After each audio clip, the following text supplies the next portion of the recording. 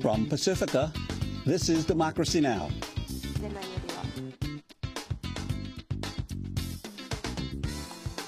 As attempts to reactors at the Fukushima Daiichi nuclear plant continue to fail. Meanwhile, tens of thousands of people struggle to find food and shelter in areas devastated by the earthquake and tsunami.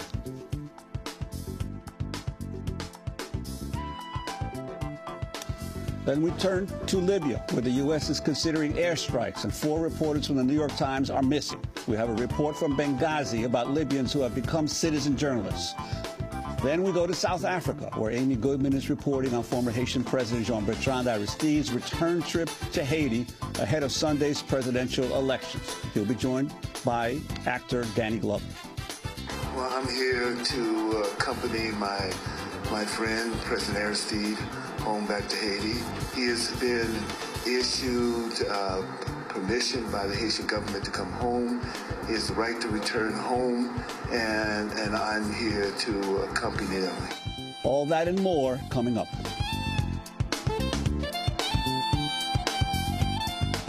Welcome to Democracy Now!, democracynow.org, the War and Peace Report. I'm Juan Gonzalez. Fears are growing of a nuclear meltdown in Japan amidst widespread speculation that efforts to cool a tsunami-hit plant are failing to have an impact. Japan has begun using military helicopters and water cannons to dump water on the crippled Fukushima Daiichi nuclear plant to help cool the plant's reactors and spent fuel rods. But water dropped from the helicopters has been blowing off course.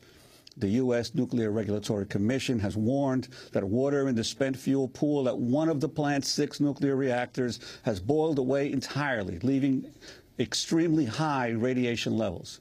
Japan has disputed this account. Meanwhile, the U.S. has urged all Americans living within 50 miles of the plant to evacuate.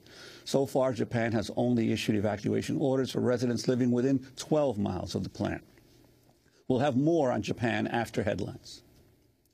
The Bahraini government has arrested a number of opposition activists and political figures following a deadly crackdown on pro-democracy protests nationwide. On Wednesday, at least 6 people were killed and over 1,000 wounded after state forces attacked demonstrators in the capital, Manama. The crackdown spread throughout the country as Bahraini authorities imposed a 12-hour curfew and clamped down on travel. Witnesses reported helicopters firing on Shiite homes and doctors being attacked while treating the wounded. Government forces reportedly took over Bahrain's largest hospital and prevented doctors from treating the wounded. Saudi Arabia and the United Arab Emirates have deployed hundreds of troops into Bahrain to protect the regime, a key U.S. government ally in the Middle East. On Wednesday, President Obama urged both Bahrain and Saudi Arabia to exercise, quote, maximum restraint, but he refused to condemn the assault on protesters. Thousands of people rallied at the Michigan State Capitol in Lansing Wednesday as Republican Governor Rick Snyder signed a package of anti-worker bills into law. The measures grant appointed emergency financial managers sweeping new powers to break union contracts, dismiss elected officials, and even disincorporate entire municipalities. At least 14 people were arrested after staging a sit-in inside the Capitol. Police used pepper spray to prevent a group of protesters from entering the building. A Wisconsin prosecutor has filed a lawsuit challenging the Republican-backed measure to strip the collective bargaining rights of most public employees. The suit from Dane County prosecutor Ismail Ozani accuses Republicans of violating the state's open meeting laws and pushing the bill through the state legislature. Ozani is the second Wisconsin public official to file a legal challenge over the anti-union legislation. In Florida, state lawmakers have approved a measure to end teacher tenure and link salaries to the results of student tests. A similar measure proposed last year sparked massive demonstrations and a veto from then-Governor Charlie Crist. The new Florida Governor, Rick Scott, is expected to sign the bill into law. In Pakistan, CIA contractor and former Blackwater operative accused of fatally shooting 2 men has been freed from prison and flown out of the country. Raymond Davis was released after the victim's family members accepted a blood money settlement of a reported $2.3 million.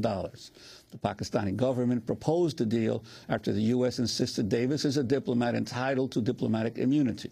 There are reports the victims' relatives were put under intense pressure to accept the settlement. In Washington, State Department spokesman Mark Toner denied rumors the U.S. government footed the bill. I've said all I'm going to say, which is that the U.S. did not pay compensation to the victims' families. We respect Pakistan for resolving the case within its own legal system. As I stated, we strongly made the case throughout this process that Mr. Davis was a diplomat and as such should be subject to diplomatic immunity. But the case was resolved within their own legal system. We respect that. Davis's case has sparked outrage in Pakistan. On Wednesday, police used tear gas to disperse some 200 protesters who gathered outside the U.S. consulate in Lahore. More protests are expected today. In other news from Pakistan, at least 35 people have been killed in a suspected U.S. drone attack in North Waziristan province. Pakistani intelligence officials say the victims were Taliban fighters. In Tunisia, hundreds of people gathered in the capital Tunis today to protest Secretary of State Hillary Clinton. The visit is the first by a high-level Obama administration official since the popular uprising that overthrew U.S.-backed President Zine El Abidine Ben Ali earlier this year. Clinton arrived in Tunisia after a visit to Egypt, which is holding a national referendum on constitutional changes later this week.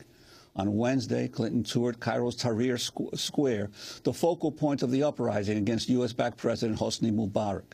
Just hours before, a major youth coalition declined to meet with Clinton in protest against long-standing U.S. support for Mubarak right until the last days of his regime.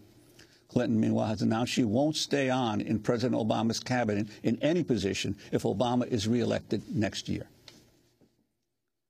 Palestinian Authority President Mahmoud Abbas has offered to visit the Gaza Strip for unity talks with rival Palestinian faction leaders in Hamas. The trip would mark Abbas's first visit to Gaza since his forces were expelled in a 5-day civil war there in 2007.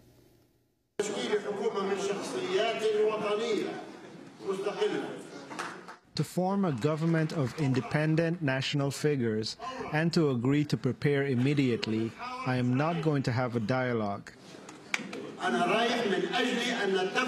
I am going to agree to form a government and to agree on holding parliamentary, presidential, and national council PLO elections within 6 months or as soon as possible.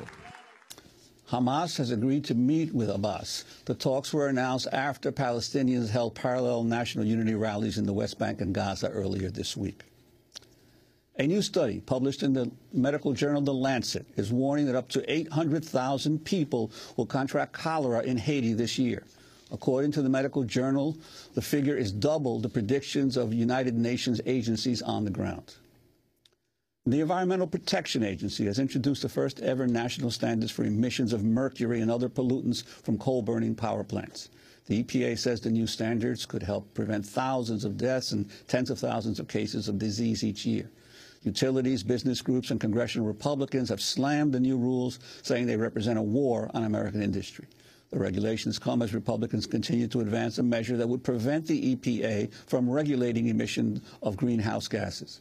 The bill cleared the House Energy and Commerce Committee this week, and Republicans say they expect to bring it before the full House within the next month. And former Chicago Police Commander John Berg has reported to a North Carolina prison to begin serving a 4.5-year sentence for obstruction of justice and lying about torturing prisoners into making confessions. Berg was convicted in June following long-time accusations of overseeing the systematic torture of more than 100 African-American men. His trial was criticized as being too lenient by focusing not on the torture itself, but for his lying about it. As Berg's sentence begins, one of those prisoners allegedly tortured under his watch is being released after 25 years behind bars. The prisoner, Eric Kane, confessed to a murder after what he calls torture by Berg's officers. And those are some of the headlines. This is Democracy Now!, democracynow.org, The War and Peace Report. I'm Juan.